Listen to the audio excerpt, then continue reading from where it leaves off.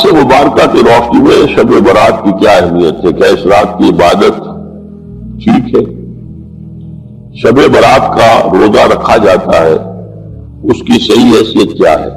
شب کا روزہ تو کبھی ہوتا ہی نہیں، یہ آپ نے شب برات کا روزہ کیسے لکھ لیا؟ شب رات کو کہتے ہیں نا، شب برات جو ہے اس کو کہا گیا ہے اس لیے کہ ان کا خیال ہے کہ اس رات میں اللہ تعالیٰ بہت سے لوگوں کو استقامت کو بخشتا ہے۔ برات، اللہ تعالیٰ جہنم سے ان کو رستگاری عطا فرماتا ہے۔ اس کے ذمن میں جو صحیح احادیث ہے صرف ایک ہے، اور وہ یہ ہے کہ حضرت عائشہ صدیقہ رضی اللہ تعالیٰ عنہ بیان کرتی ہے کہ ایک دوست حضور کی میرے ہاں شب باشی کی باری تھی، لیکن میری رات کو آنکھ کھلی تو حضور نہیں تھے موجود، تو مجھے تشویش ہوئی کہ آپ کہاں گئے؟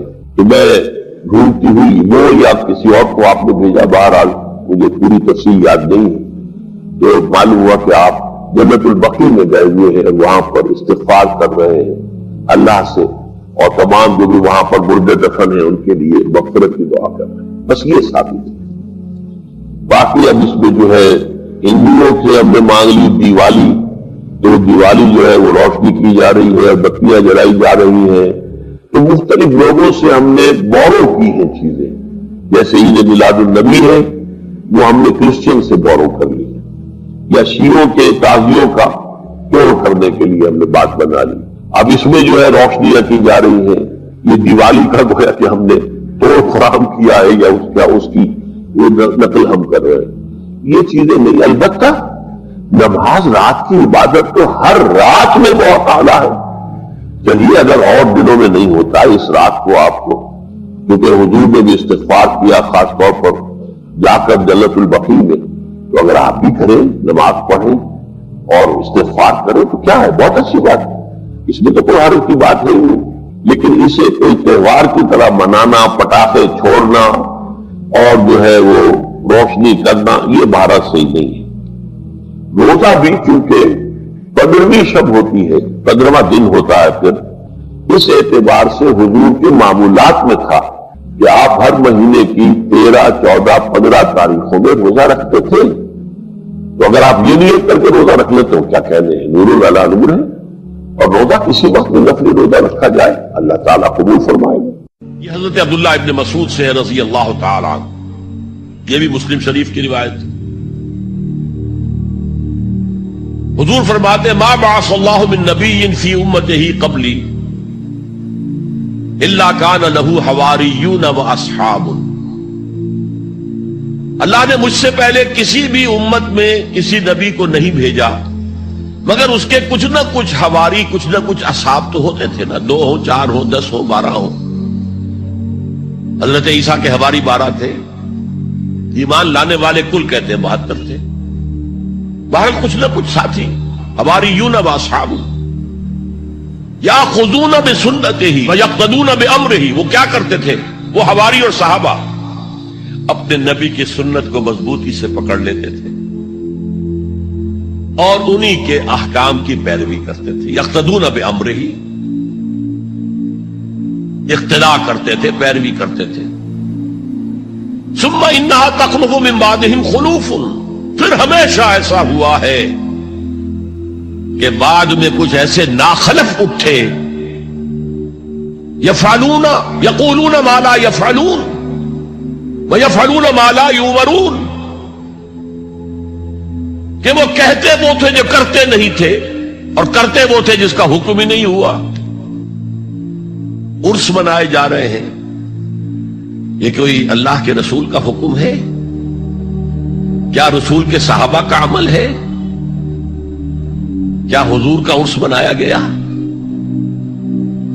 عید میلاد النبی ایک نئی عید ہو گئی ہے، کیا اس کا حکم دیا محمد رسول اللہ نے؟ یفعلون ما لا یؤمرون، وہ اپنی ہی ایجاد کردہ روایات ہیں، اپنی ہی ایجاد کردہ بدعات ہیں، اپنی ہی ایجاد کردہ رسومات ہیں، ان پر لگے ہوئے اور دعوے کرتے ہیں اللہ سے محبت، رسول کے عشق کے، جبکہ ان کے عمل میں نہ اللہ کی اطاعت ہے نہ رسول کا اتباع ہے۔ اب جب ایسی صورت پیدا ہو جائے تو کیا کریں؟ فمن جاہدہم بیدہ فہو مومن، تو جو مسلمان بھی ان کے خلاف جہاد کرے گا اپنے ہاتھ سے، اپنی طاقت سے، وہ مومن ہوگا۔ ومن جاہدہ بلسانہ فہو مومن، اور جو ان کے خلاف جہاد کرے گا اپنی زبان سے، وہ بھی مومن ہوگا۔ وہی 3 درجے۔ ومن جاہدہم بقلبہ فہو مومن، دل سے نفرت رکھ کر۔ تو اصل ملک کی صورت میں حضرت جبرائیل کو حضور نے اس وقت، اور ایک دیکھا ہے پھر عند سدرۃ المنتہا، شب معراج، جب ساتھ آئے ہیں لے جانے کے لیے انسانی شکل میں۔ وہ سواری بھی ایسی تھی جس کو کہ براق کہا جاتا ہے، وہ بھی محسوس شے تھی، لیکن یہ کہ جہاں انہوں نے کہا 7ویں آسمان پہ جا کر کہ بس اب آگے میری گنجائش، اب آگے آپ کو اکیلے جا، اس سے آگے اگر میں گزرا میرے پر جل جائیں، بے سوز تجلا بے سوزت پرم، اگر یکسر منہ برتر پرم، اگر میں نے اب اس سے آگے ایک بال برابر بھی میں آگے بڑھا تو میرے پر جل جائے، تب آگے آپ کا کام۔ اس وقت بھی وہ ان کی اصل شکل میں ظاہر ہوئی حضرت جبرائیل علیہ السلام۔ یہ بات اس لیے ضروری ہے کہ جیسے محدثین جو ہیں وہ اس کی تحقیق کرتے ہیں کہ حضور سے کس نے سنا، اس سے جو روایت کر رہا ہے کہ میں نے اس صحابی سے سنا جو تابعی ہے، آیا ان کی ملاقات بھی ثابت ہے کہ نہیں؟ تابعین کے طبقے کا ایک شخص وہ ہے کہ جس کی عمر ابھی 6 برس کی تھی کہ وہ صحابی فوت بھی ہو گئے، اور وہ کہہ رہا ہے میں نے ان سے سنا، تو پھر وہ حدیث جو ہے محدثین اس کو قبول نہیں کریں۔ وہ دیکھتے ہیں کہ لنک جو ہے مضبوط ہونا چاہیے، روایت ہے نا، ان فلاں ان فلاں ان فلاں، حضور سے فلاں صحابی نے سنا، اس نے سنا، اس تابعی نے سنا، یہ لنک جو ہے یہ ملاقات ثابت ہونی چاہیے۔ تو چونکہ جو حدیث اللہ ہے، یہ قرآن کیا ہے؟ حدیث اللہ، یہ حدیث ہے، احسن الحدیث اللہ الذی انزل احسن الحدیث کتابا متشابہا مثانیہ، یہ ہم پڑھ چکے ہیں سورہ زمر میں۔ اس حدیث کا یہ حدیث اللہ سے کس نے سنا؟ جبرائیل نے۔ جبرائیل سے کس نے سنا؟ محمد نے۔ تو ان کی ملاقات ثابت ہے۔ اصل ملکی شکل میں حضرت جبرائیل کا دیکھا جانا اس اعتبار سے بہت اہم ہے، اس لنک کو اسٹیبلش، اس کو یہاں پہ بیان کیا جا رہا ہے۔ ما ضل صاحبکم وما غوا، تمہارے یہ ساتھی ہے لوگوں، یہ محمد نہ بہکے ہیں اور نہ بے راہ ہوئے ہیں، نہ بھٹکے۔ وما ينطق عن الهوى، اور یہ جو کچھ کہہ رہے ہیں اپنے جی سے نہیں کہہ رہے، خواہش نفس سے نہیں کہہ رہے۔ ان هو الا وحی یوحى، نہیں ہے یہ مگر وحی جو ان کی طرف کی جا رہی۔ علمہ شدید القوی، انہیں تعلیم دی ہے، سکھایا ہے اس نے جو بہت طاقتور والا ہے۔ یہاں حضرت جبرائیل ہے جو مراد ہے۔ علمہ شدید القوی، یہ قرآن کس نے سکھایا محمد کو؟ شدید القوی، ذو مرۃ، وہ بڑا زور آور ہے، فاستوی، وہ سیدھا ہوا، وہو بالافق الاعلی، اور افق اعلیٰ کے اوپر وہ محمد کو نظر آ رہا تھا صلی اللہ علیہ وسلم۔ ثم دنا فتدلی، پھر ذرا نیچے کو لٹکا، قریب آیا، فکان قاب قوسین او ادنی، اور پھر وہ اتنے قریب آ گیا کہ جیسے 2 کمانوں کا فاصلہ ہو یا اس سے بھی قریب۔ فاوحی الی عبدہ ما اوحی، پھر اس نے وحی کی اللہ کے بندے کی طرف جو وحی کی۔ وہ وحی کون سی تھی؟ وہ ہے اصل میں وحی رسالت۔ وحی نبوت جو تھی وہ تو شروع میں آ چکی، اس کے بعد یہ فترت ہو گئی تھی، کچھ وقفہ پڑ گیا تھا۔ شروع میں وحی جس سے کہ حضور کی نبوت کا ظہور ہوا ہے وہ تو ہے اقرا بسم ربک الذی خلق، خلق الانسان من علق، اقرا وربک الاکرم الذی علم بالقلم، علم الانسان ما لم یعلم۔ لیکن اب یہ سورہ مدثر کی آیات اس وقت نازل ہوئیں، یا ایھا المدثر، جب حضور گھر آ گئے اور پھر آپ نے اپنی اہلیہ سے کہا، خوف زدہ تھے جو کہ منظر دیکھا تھا، ملک کی شکل، فرشتے کی شکل، اب وہ تو حضور ہی نے دیکھا جو دیکھا، ہم تو نہیں سمجھ سکتے کہ آپ نے کیا دیکھا، لیکن یہ کہ اس کے بعد آپ آئے، آپ نے کہا مجھے کمبل اڑا دو، لحاف اڑا دو، لحاف اوڑھ کر آپ لیٹ گئے، تو پھر وہ وہی یا ایھا المدثر قم فانذر وربک فکبر، اے لحاف میں لپٹ کر لیٹنے والے کھڑے ہو جاؤ اور خبردار کرنا شروع کر دو لوگ۔ اور تمہاری اس دعوت کا نقطۂ آغاز تو انذار ہے، اور اس کا ہدف دنیا میں تکبیر رب ہے، رب کو بڑا کرو، اس کی بڑائی منواؤ، اس کی بڑائی نافذ کرو، اس کا نقشہ کھینچا گیا ہے۔ علمہ شدید القوی ذو مرۃ فاستوی وہو بالافق الاعلی ثم دنا فتدلی فکان قاب قوسین او ادنی فاوحی الی عبدہ ما اوحی ما کذب الفؤاد ما رأى، جو کچھ انہوں نے دیکھا ان کے دل و دماغ نے اسے جھٹلایا نہیں، یہ نہیں کہا کہ نہیں یہ کیا ہے۔ دیکھیے ایسا ہوتا ہے کہ کوئی غیر معمولی سی بات آپ دیکھیں تو ایک شخص ہو جاتا ہے، میں خواب دیکھ رہا ہوں، یہ حقیقت دیکھ رہا ہوں۔ آنچ می بیریم بیداریست تو یارب یاب خواب، اے اللہ جو میں دیکھ رہا ہوں یا ہم دیکھ رہے ہیں یہ بیداری میں دیکھ رہے ہیں، یہ خواب میں دیکھ رہے ہیں، وہ غیر متوقع چیز۔ لیکن نبی کو کوئی شک نہیں، ما کذب الفؤاد ما رأى، یکسوئی کے ساتھ دل و دماغ اور جو بھی آپ کی آنکھ دیکھ رہی تھی ان میں کوئی کانفلکٹ نہیں۔ ما کذب الفؤاد ما رأى فتمارونہ علی ما یری، تو کیا تم اس سے جھگڑتے ہو اس چیز پر کہ جسے وہ دیکھ رہا ہے؟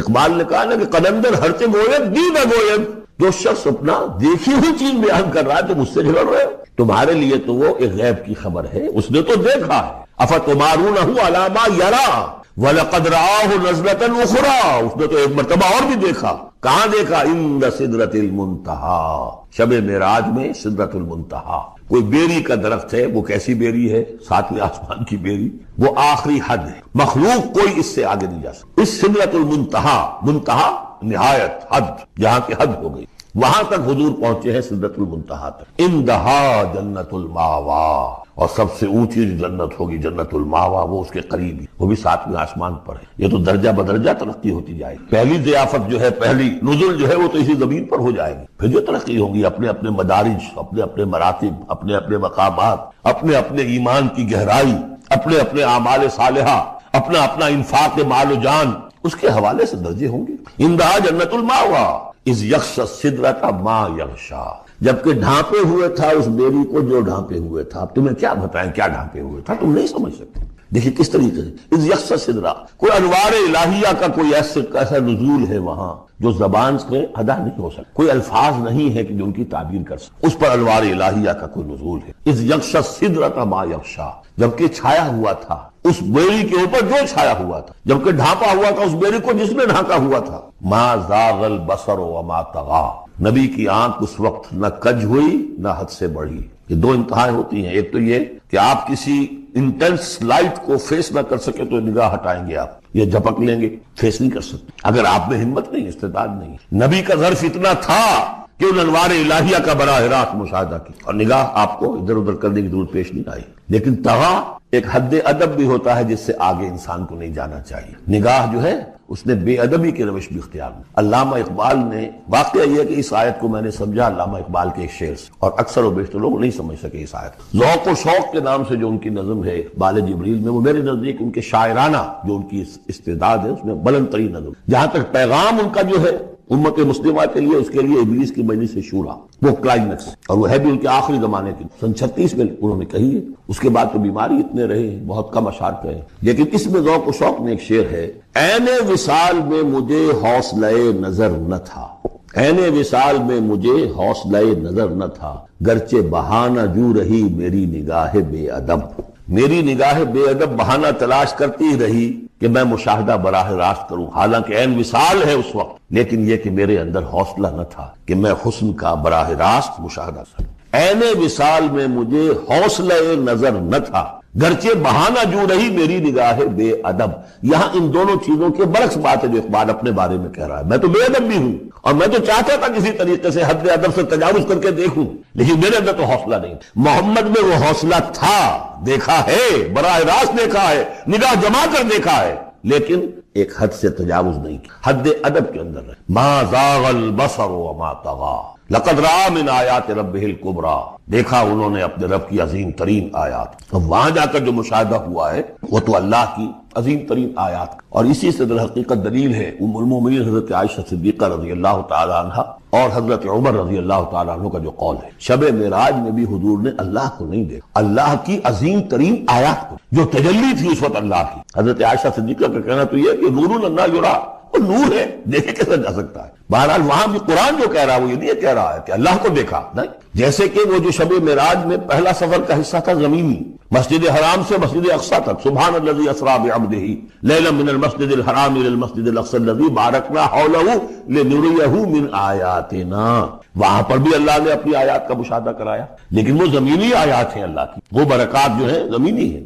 یہ تجلی جو ہو رہی ہے یہ ہو رہی ہے اس سدرۃ المنتہا پر، آخری حد ہے، مخلوق کی آخری حد، اس سے آگے کہیے حرم ہے، حریم ذات ہے اللہ کی، جس میں کسی غیر کا کوئی دخل۔ اس حد پر جا کر جو وہاں تجلیات باری تعالیٰ تھے ان کا مشاہدہ، لقد رأى من آیات ربہ الکبریٰ کمایا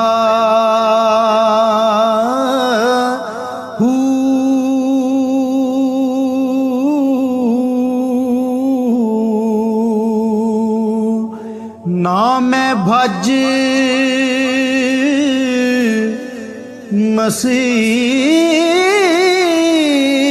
مسیتی وڑیا نا تسبا